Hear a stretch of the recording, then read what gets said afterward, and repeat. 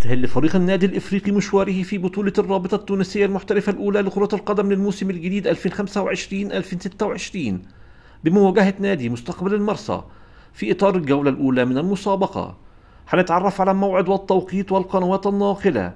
وفي البداية اللهم صل وسلم وبارك على سيدنا محمد، وما تنساش تدعمنا بلايك والاشتراك في القناة ليصلك كل جديد.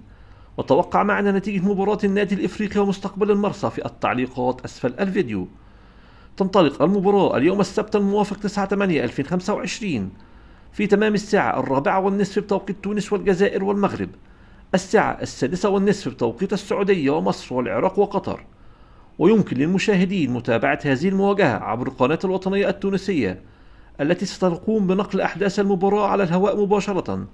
بالإضافة إلى ذلك ستكون المباراة متاحة للمتابعة عبر منصة ديوان سبورت الرقمية. نتمنى لكم مشاهدة ممتعة، والسلام عليكم ورحمة الله وبركاته.